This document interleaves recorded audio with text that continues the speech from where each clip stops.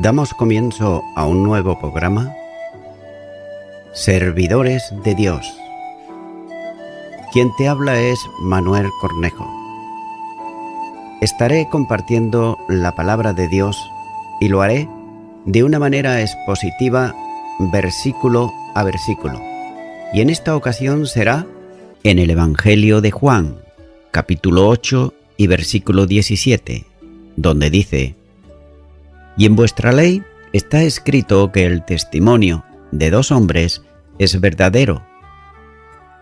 Antes, quienes conocían la ley, el Señor apela a uno de sus mandamientos, recordándoles que el testimonio válido es aquel en que concuerdan por lo menos dos testigos.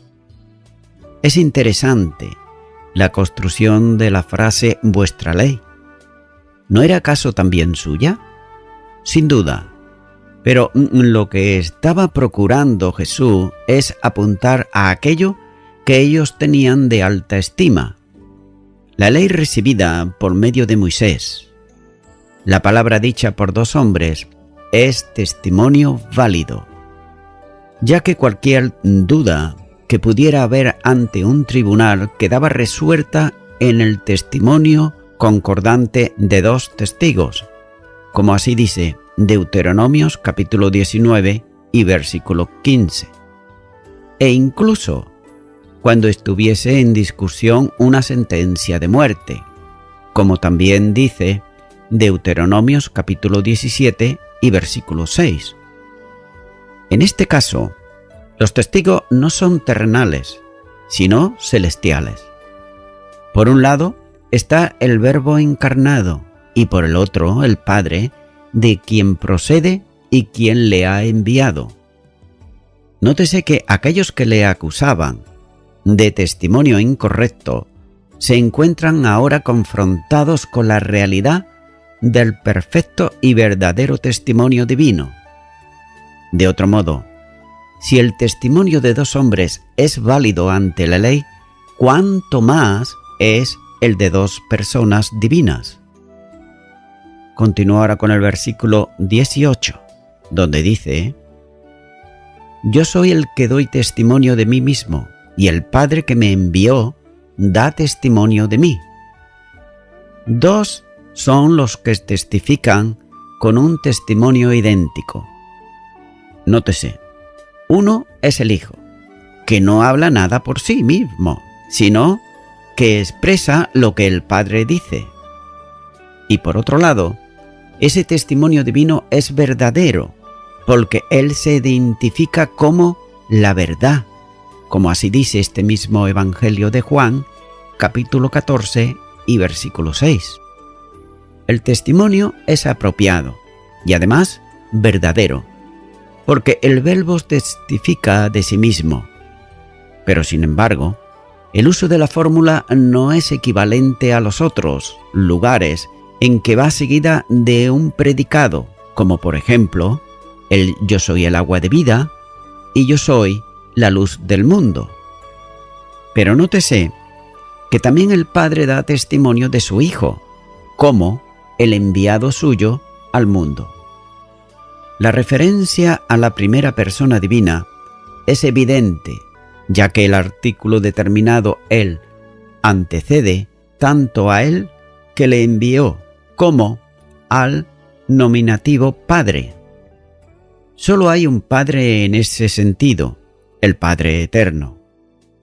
Juan, el Bautista, dio testimonio de haber oído al Padre anunciarle que sobre quien viese descender y permanecer el Espíritu Santo, ese era quien bautizaría con Espíritu. Los sinópticos hacen referencia a la voz del cielo, que testificaba sobre quien estaba siendo bautizado, el Hijo de Dios, como así dice Mateo capítulo 3, versículo 17, Marcos capítulo 1 versículo 11 y Lucas capítulo 3 versículo 22. La voz del cielo no era solo el testimonio para los hombres, sino también el diálogo entre el Padre y el Hijo. Aunque venía como siervo y se manifestaba en forma corporal semejante a los hombres, no dejaba de ser el Hijo eterno de Dios, revestido de humanidad.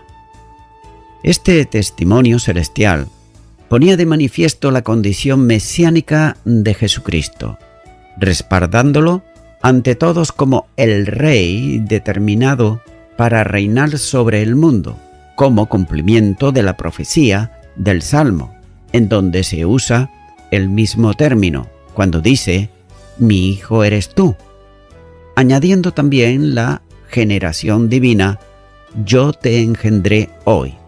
Salmo capítulo 2 y versículo 7. Sin duda, el hecho de que los sinópticos usan el pronombre personal en segunda y no en tercera persona, tú y no él, conlleva que sea un diálogo del Padre con el Hijo, al que dice: «Tú eres mi Hijo amado».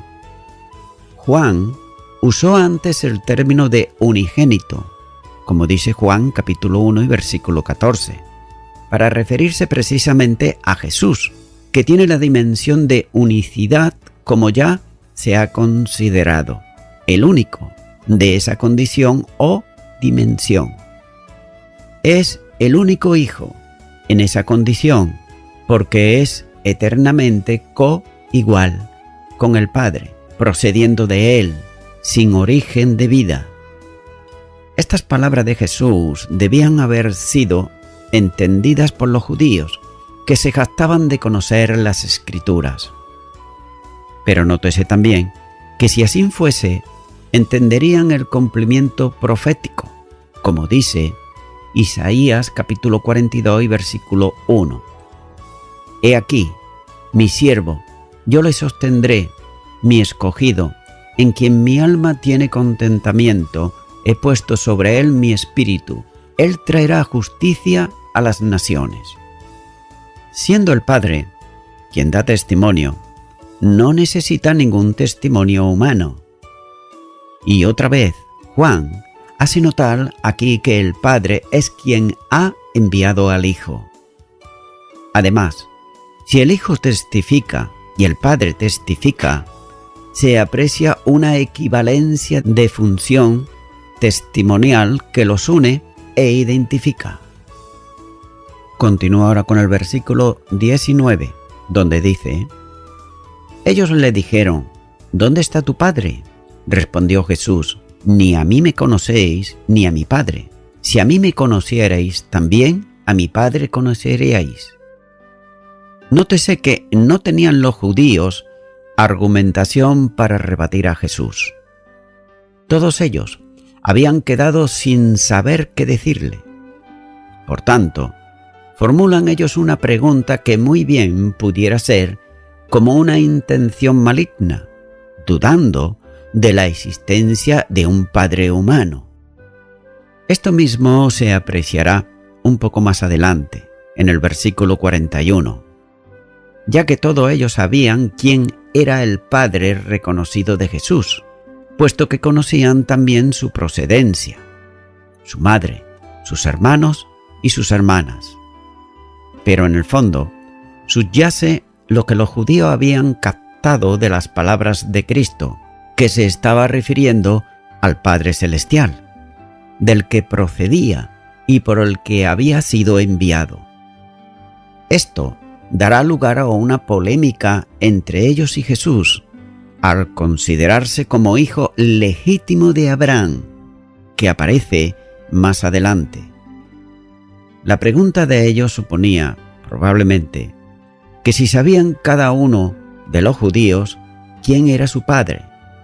Jesús no había nacido de un matrimonio legítimamente establecido, sino en el tiempo de los desposorios y en cierta medida de una relación incorrecta antes del matrimonio. Aquellos que preguntaban quién era su Padre, debían saber que nadie puede ver a Dios y que solo puede ser conocido por la revelación del Hijo, como dice Juan capítulo 1 y versículo 18.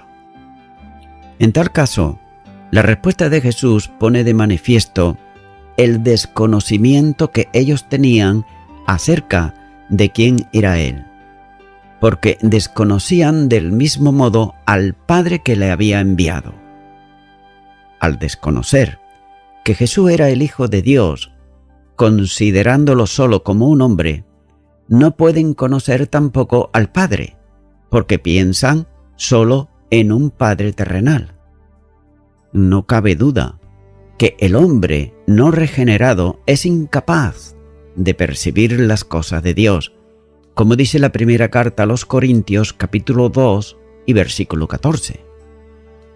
Es por eso que los líderes de Israel estaban cegados por ellos mismos, por su sistema religioso, por sus tradiciones y por los prejuicios que tenían en contra de Cristo, de modo que, como un judío convertido dirá tiempo después, no podrían ver la gloria de Dios en la faz de Jesucristo, como dice la segunda carta a los Corintios, capítulo 4 y versículo 6.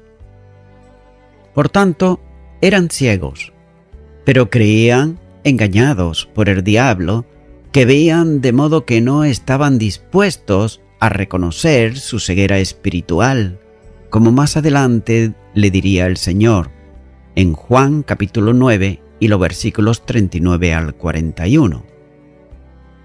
No podían conocer al Padre, porque negaban reconocer al Hijo como el Mesías enviado, de modo que todo aquel que niega al Hijo tampoco tiene al Padre. Primera de Juan capítulo 2 y versículo 23. La vida eterna consiste en conocer tanto al Padre como al Hijo. Juan capítulo 17 versículo 3. Esta vida eterna se da a quien cree en el Hijo, como dice Juan capítulo 3 versículo 16. De manera que aquellos no creían en Cristo, por tanto no tenían vida eterna, y estaban además enteblenecidos, y ellos mismos eran tinieblas, de modo que es imposible la comunión de la luz con la oscuridad. Continúo ahora con el versículo 20, donde dice: estas palabras habló Jesús en el lugar de las ofrendas, enseñando en el templo, y nadie le prendió, porque aún no había llegado su hora. Como es habitual, Juan hace puntualizaciones en lo que describe que sirven para identificación del entorno. En este caso, recuerda que la enseñanza de Jesús tuvo lugar en el gasufalacio, que significa lugar de las ofrendas, y como otras versiones traducen, la tesorería del templo. En el santuario había un lugar, posiblemente en el patio de las mujeres, en el que estaban colocados 13 cofres en forma de trompetas, que se llamaban arcas de sopar, en las que el pueblo depositaba las ofrendas voluntarias. A ese lugar tenían acceso todas las israelitas, incluidas también las mujeres, vetadas en otros lugares del recinto sagrado. Y fue allí donde la viuda depositó todo lo que tenía, todo su sustento, como dice Marcos, capítulo 2 y versículo 44. El recinto estaba siempre muy concurrido y era difícil que se permitiera enseñar a cualquiera en aquel lugar, y mucho menos si la enseñanza contradecía a lo que los escribas y fariseos, como era el caso de Jesús. El lugar de la tesorería estaba cerca del que ocupaba el Sanedrín para sus reuniones. Y hubiera sido fácil prender a Cristo y llevarlo directamente al tribunal. Pero sin embargo, se dice que nadie le prendió, dando Juan como razón para ello que aún no había llegado su hora. La soberanía divina está presente una vez más en el Evangelio. Jesús había sido enviado por el Padre con una misión y tenía un tiempo para realizarla. No había concluido todavía, por tanto, no era la hora en la que tenía que dar su vida en expiación por el pecado. Nadie, por tanto, podía tocar a Jesús hasta el momento en que, entregado por el Padre y aceptado voluntariamente por Él, fuese el tiempo eternamente marcado para ello. Todo cuanto sucedió en la vida y ministerio de Jesús se produjo por el determinado consejo y anticipado conocimiento de Dios, como así dice Hechos de los Apóstoles capítulo 2 y versículo 23. Nótese que si los enemigos de Jesús no pudieron ejecutar sus propósitos contra Cristo, no se debía a que careciesen de poder o de medios, sino porque no era la voluntad de Dios. Cuánta paz produce para cada creyente saber que también, como decía el salmista, en tu mano están mis tiempos. Salmo 31 y versículo 15. Nada, ni nadie podrá alterar ni un ápice del propósito soberano de Dios para nuestras vidas. Continúa ahora con el versículo 21, donde dice: Otra vez les dijo Jesús: Yo me voy y me buscaréis, pero en vuestro pecado moriréis. A donde yo voy, vosotros no podéis venir. A pesar de la oposición, Jesús sigue enseñando. Ese es uno de los aspectos más destacados de su ministerio. De la misma manera que nadie podía quitarle la vida porque no había llegado su hora, ahora también le podían impedir cumplir el ministerio que le había sido encomendado, porque Dios estaba con él. Cabe preguntarse a quién se dirige. Sin duda, todos los que estaban cerca de él, pero en el contexto inmediato, lo presenta dialogando con los judíos, escribas y fariseos. Son para todos, pero especialmente orientada a los líderes religiosos, incrédulos y dispuestos a ejecutar la sentencia a muerte. Antes de ser juzgado, ya habían determinado para Cristo. La primera advertencia solemne tiene que ver con su partida, cuando dice: yo me voy.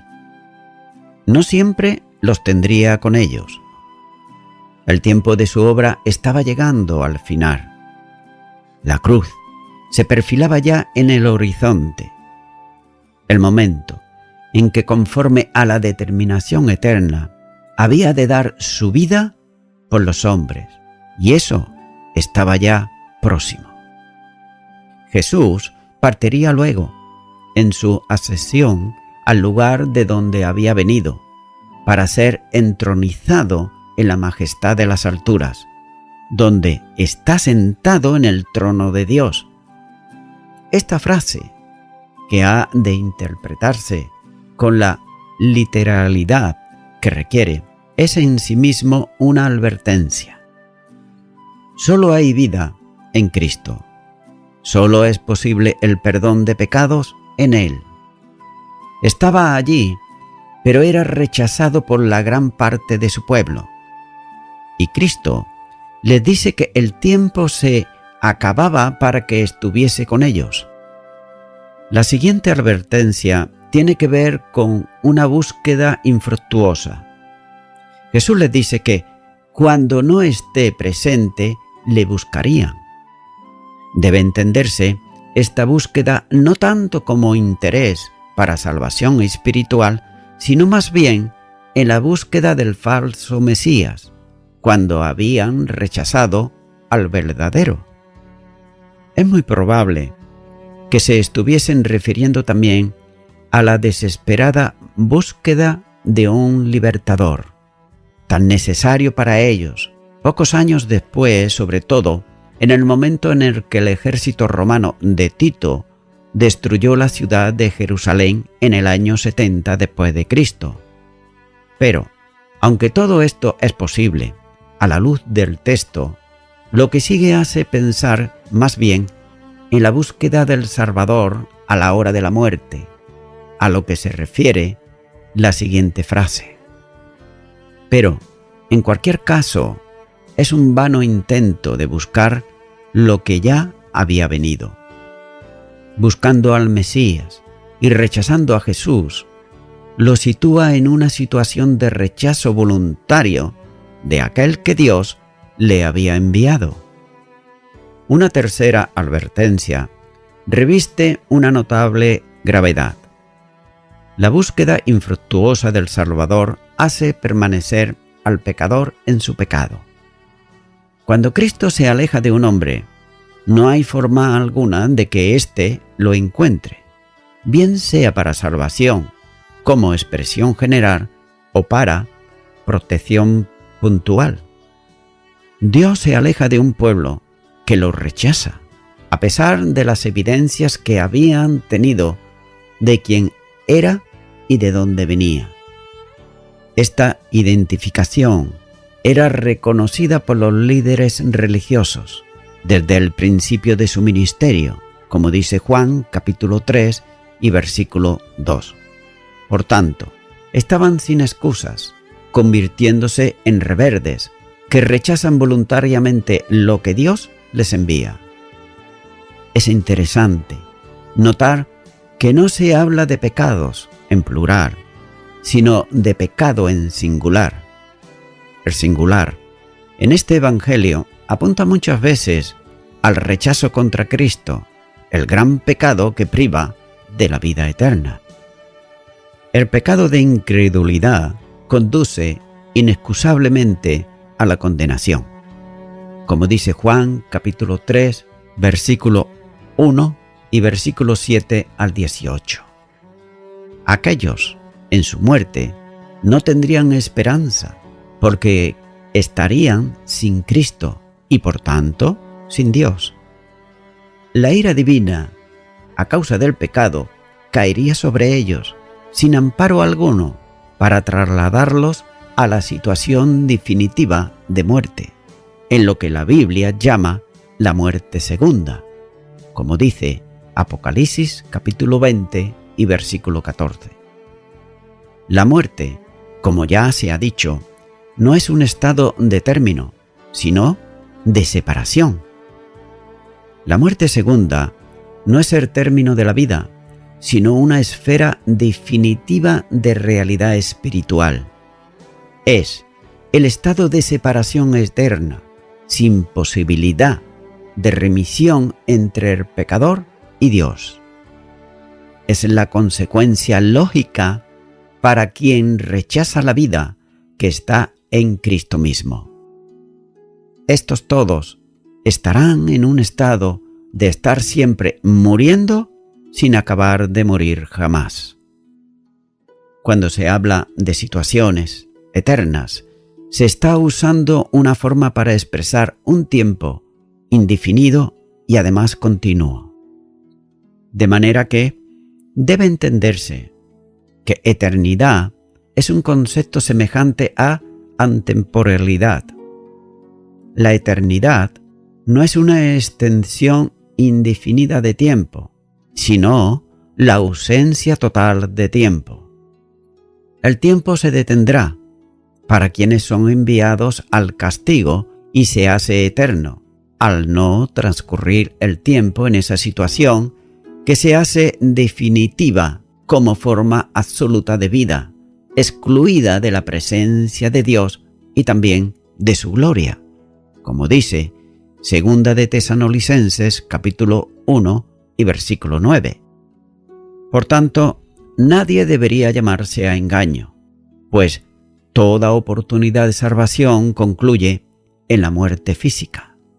Todos deben entender que el soberano ha decretado para el hombre que muera una sola vez y después de esto el juicio, como dice la carta a los Hebreos, capítulo 9 y versículo 27. Y una vez más Jesús habla de imposibilidad para los judíos, ya que a donde Él va, ellos no pueden ir. El Señor partió para estar con su Padre en el cielo. A ese lugar no puede entrar el pecado, en ningún aspecto, ni tampoco la contaminación del hombre pecador. Cuando Cristo murió, prometió y llevó consigo al paraíso al ladrón arrepentido, pero nótese, no hizo lo mismo con el que no lo había hecho, como dice Lucas capítulo 23 y versículo 43. El que no cree perecerá igualmente. Lucas capítulo 3 y versículo 3. Jesús iba a la gloria, mientras que aquellos murieron en el pecado de incredulidad. No tienen, por tanto, acceso. De otro modo, no pueden ir a donde el Salvador está, porque voluntariamente ellos han rechazado al Mesías. Continúa ahora con el versículo 22, donde dice: Decían entonces los judíos: ¿acaso se matará a sí mismo que dice: ¿a dónde yo voy vosotros no podéis venir? De un tono agresivo a otro burlesco.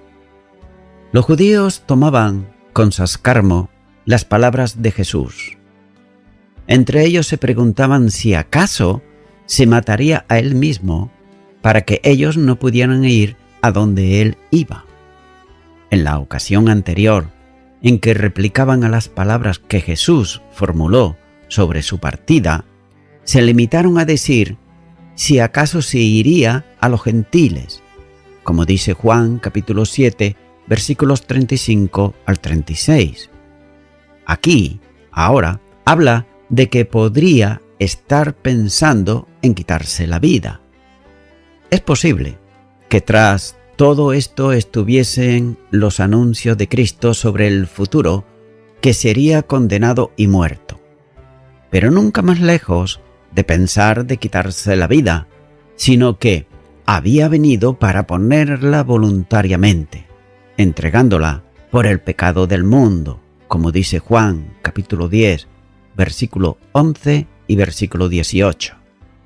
Los judíos tenían repugnancia por el suicidio, de ahí que el historiador Josefo diga: pero en aquello que han puesto la mano del hombre sobre sí mismo, que las regiones más oscuras del mundo infernal reciban sus almas. Esto es lo que decía el historiador Josefo. En este sentido, los judíos pareciera que querían decir: si vas al Hades, nosotros no podemos seguirte. Pero nuevamente los judíos dan una interpretación errónea al anuncio que el Señor hacía de su partida. Y voy concluyendo ya con esto. Nótese que no son las multitudes impías las que por sus ideas paganas han considerado que Jesús es una molestia. Naturalmente que Jesús se enfrenta al mundo, pero se trata de un mundo religioso, un mundo incrédulo, sí, pero religioso, con deseos espirituales. El judaísmo que abrazan los oponentes de Jesús era una religión hondamente espiritual que buscaba de todo corazón a su Mesías. Además, oraban fervientemente a Dios, seguían las Escrituras y sus prácticas habituales de adoración. Aquellos que en sus corazones estaban inclinados a escuchar la nueva voz de Dios en el mundo, la reconocían rápidamente en Jesús y por tanto le seguían.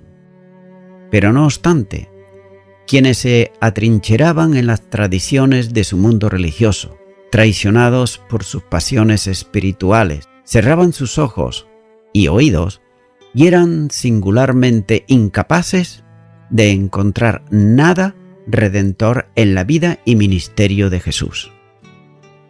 Estimado y estimada oyente, aquellos que tenían un corazón dispuesto, es decir, que buscaban al Mesías, que buscaban a Cristo, lo encontraron. De hecho, muchos judíos creyeron a Cristo, pero la gran mayoría estaban atrincherados en sus tradiciones, en las costumbres de Moisés y la religión que ellos mismos se hicieron, pensando de esa manera que añadir o quitar a la palabra de Dios iban a estar agradando a Dios. Amigo y amiga oyente, si de todo tu corazón estás buscando a Dios y todavía no lo has encontrado, ahora puedes invitarle a Cristo a que venga a tu corazón. Por tanto, yo te animo a que tú puedas hacer una oración conmigo para recibir a Cristo en tu corazón si nunca antes lo has hecho. Ora conmigo y repite esta oración. Señor Jesús, confieso que hasta ahora he estado atrincherada en mi religión, pero realmente no te conozco, aunque pensaba que te conocía. Te pido perdón por todos mis pecados y me arrepiento de ellos. Deseo conocerte más cada día. Por ello, te recibo como mi Salvador, en el nombre de Jesús. Amén.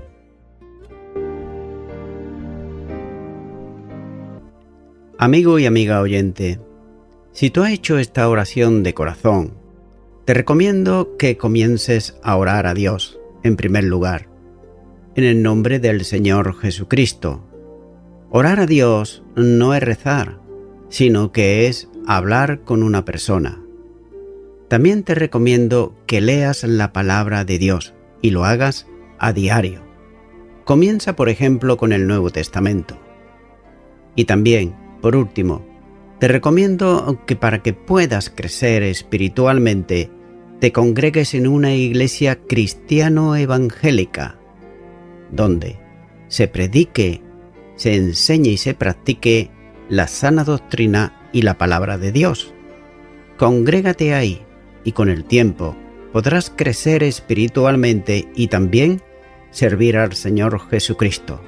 Que Dios te bendiga. Y a toda la audiencia, nuevamente ya me estoy despidiendo de todos ustedes y será hasta el próximo programa. Que Dios os bendiga a todos.